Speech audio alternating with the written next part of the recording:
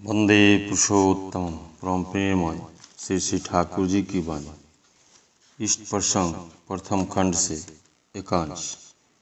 22 भाद्र 1380 दिन शुक्रवार 7/9/1973।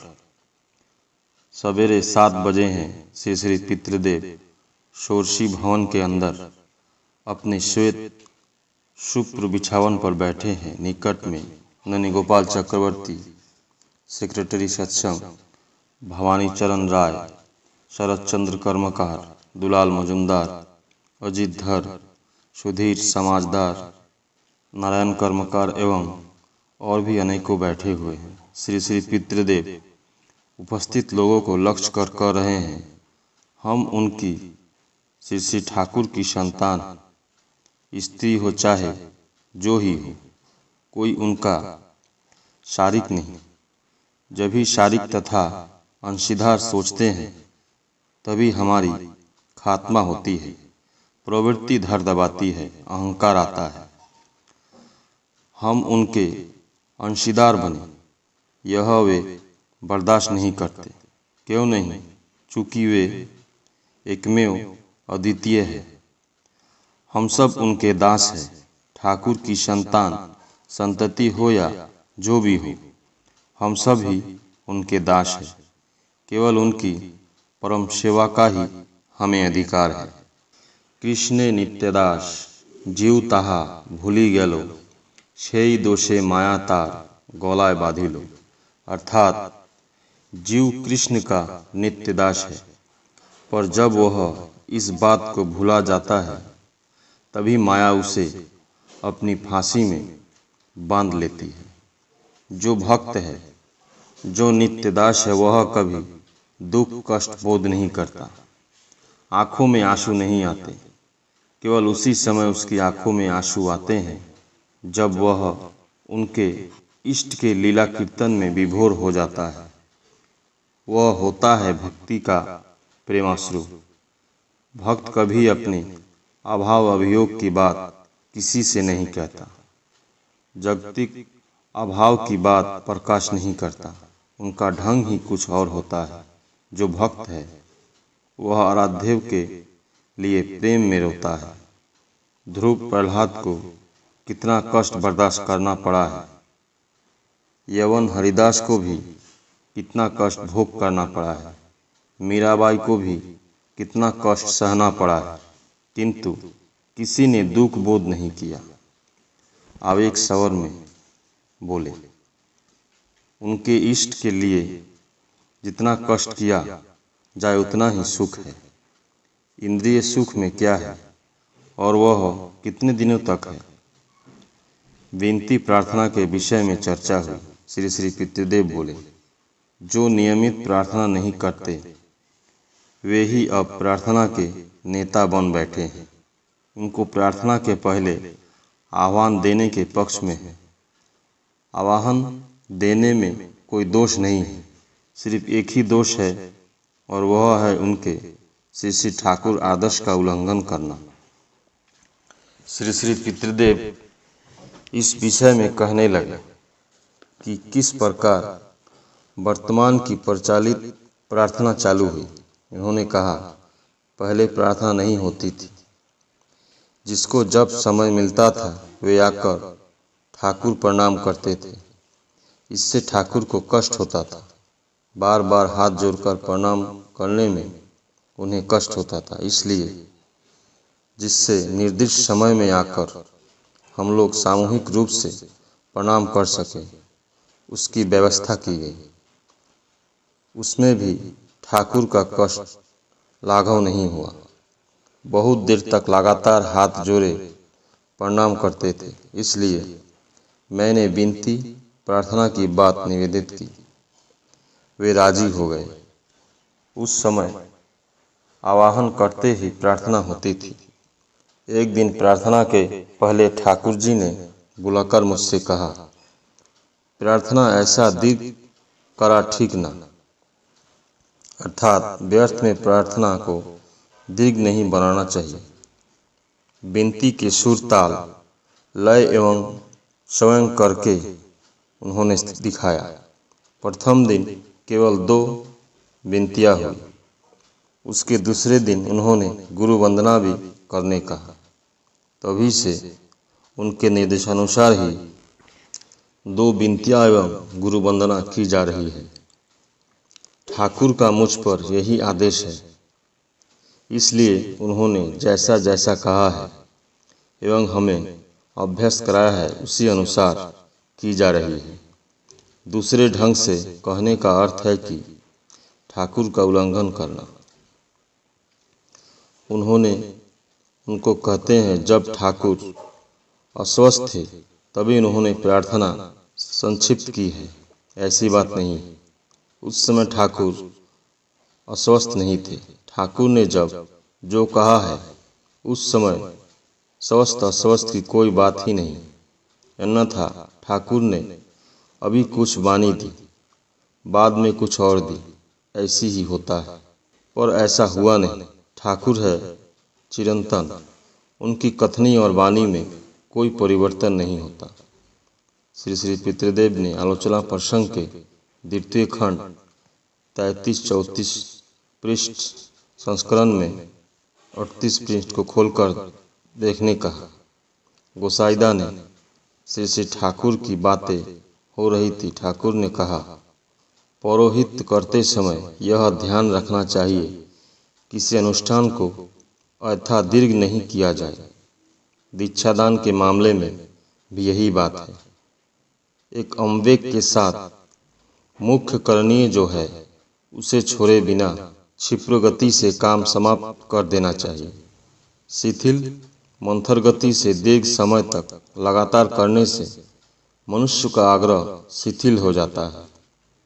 उसमें वह चीज अच्छी तरह मस्तिष्क में समा नहीं पाती है। एक विषय में दीर्घ समय तक तीव्र मनोयोग देने लायक क्षमता भी मनुष्य में कम होती है। अनेकों पुनः यह कहते हैं, हारमोनियम बजाकर प्रार्थना करना ठाकुर पसंद नहीं करते थे, किंतु जहाँ सत्संग होता है वहाँ तो हारमोनियम मैंने देखा है। कहीं ऐसा कोई सत्संग हुआ है जहाँ हारमोनियम नहीं बजाया गया हो? इसकी जानकारी मुझे नहीं है। ठाकुर ने मुझे बारी बारी से 3-4 हारमोनियम दिया था। श्री श्री पितृदेव कहते जा रहे हैं, जन्म जन्मांतर की साधना के फलस्वरूप हम उनकी संतान हुए हैं या कोई उनका सगा संबंधी हुआ है, किंतु उनका कोई शारीक नहीं है। वे शारीक टरीक नहीं पसंद करते हैं। उनकी संतान हो और सद्गुरु ही हो, मुनि ऋषि जो ही हो, वैसा भाव आते ही शरीर का भाव उसे बिल्कुल नीचे गिरना पड़ेगा। वे अनंत है, हमारा चलन भी अनंत है। हम सब उनके दास हैं, नित्य दास है। शयन प्रवन में, निशी जागरण में, ई काल पर उ काल, सर्व अवस्था में सर्वतोभाव से ऐसा भाव रखना चाहिए। दीक्षा में भी दीक्षा ग्रहण करने के समय उच्चारित मंत्र और संकल्प लेते समय वही बात है। थोड़ा रुककर चित्रपट में देखा जाता है कि अनंत शैया पर नारायण शायित है। स्वयं लक्ष्मी उनकी चरण सेवा में नियुक्त है। युग युग उनकी चरण सेवा करती जा रही है, कभी अपने को शक्ति नहीं सोचती। ठाकुर जी पुरुषोत्तम हैं, वे सबके लिए हैं। वे एकमेव अद्वितीय हैं। उन्होंने सबके मंगल साधना की बातें कही है। क्या वे अपने पुत्र और कन्याओं को नहीं पहचानते थे? क्या वे उनके भी संपत्ति का बंटवारा नहीं कर सकते थे? वैसा उन्होंने नहीं किया। क्यों नहीं किया? उनका एक उद्देश्य है। ईश्वर का उद्देश्य है ना, भाग बंटवारा उनका उद्देश्य नहीं है। श्री श्री पितृदेव बातें करते जा रहे हैं और हम मंत्रमुग्ध की तरह सुनते जा रहे हैं। बीच बीच में हम लोगों में से कुछ एक प्रश्न कर बैठते हैं। प्रश्न उठा, वैराग्य का अर्थ क्या है? श्री श्री पितृदेव, वे इष्ट जो पसंद करते हैं वही मेरा काम्य है, वे जो पसंद नहीं करते वह मेरा काम्य नहीं है।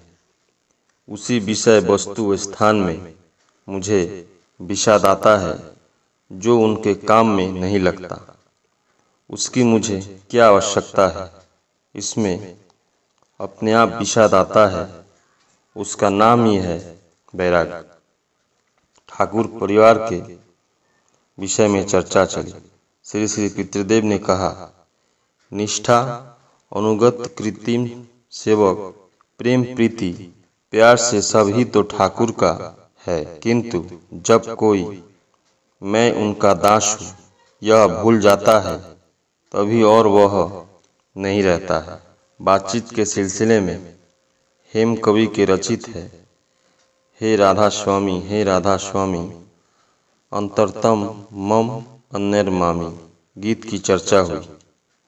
इस गीत की एक पंक्ति का उल्लेख कर एक भाई ने पूछा, यहाँ है जय तुमी शेयमी, अर्थात जो तुम हो सो मैं हूँ। पंक्ति का अर्थ क्या है? श्री श्री पितृदेव ने खूब सहज सरल परिमित शब्दों में उत्तर दिया। इसका अर्थ है, तुम ही हो, मैं ही हूँ। तुम प्रभु हो और मैं दासी हूँ। नित्यदास भाव नहीं रहने पर उनका रसस्वादन करना संभव नहीं। वर्तमान में श्री श्री ठाकुर के कतिपय कथाकथित शिष्यों के प्रवृत्ति अनुसार इष्ट आराधना की गति देखी जा रही है। इष्ट संपत्ति को अपने स्वार्थ के हित विनायित करने की जो होड़ लग गई है, इस प्रसंग में पितृदेव ने कहा, यदि ठाकुर साधारण गुरु या सदगुरु होते तो वे सबको अपनी संपत्ति बंटवारा करके जाते, किंतु ठाकुर वह नहीं है, वे एक और अद्वितीय है। इसलिए उनके निकट ओरस जात सभी समान हैं। उन्होंने एक व्यक्ति पर भी सारा दायित्व सौंप दिया है। ठाकुर ने कहा है, एक आदेश में चलते हो, उनसे ही समाज हो।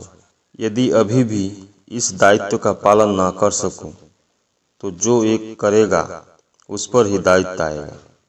उसके पश्चात संतान लोगों में यदि कोई दायित्व पालन कर सकेगा तो वही चलाएगा, या यदि कृष्टि संतान में वैसा कोई रहे तो वही दायित्व लेकर चलाएगा।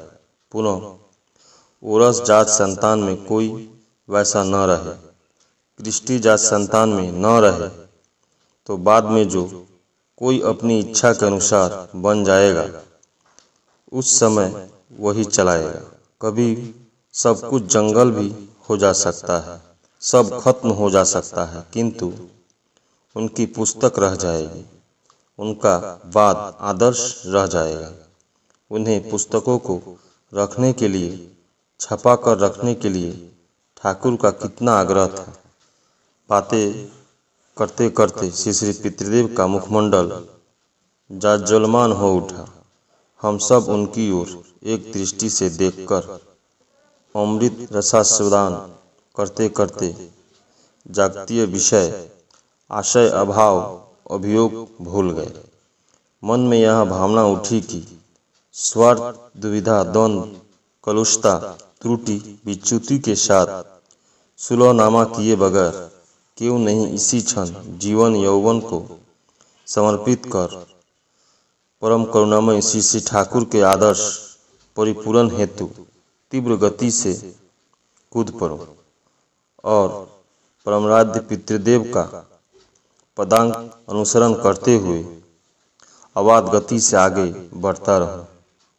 हम सब यह भूल बैठे कि कब दीवाल घड़ी 9 बार टन टन शब्द करते हुए हमें वार्निंग देते हुए अपनी गति से आगे बढ़ती जा रही है। श्री श्री पितृदेव को अपने दैनंदिन कार्य में जिससे कोई असुविधा न हो, इसलिए हम सब उठ पड़े। घर से बाहर निकलने पर देखा कि सभी के चेहरे पर इष्ट निर्देशवाही प्रेरणा संजात गांधीर्य की छाप है। परम प्रेममय श्री ठाकुर। सभी गुरु भाई एवं माँ को जय गुरु।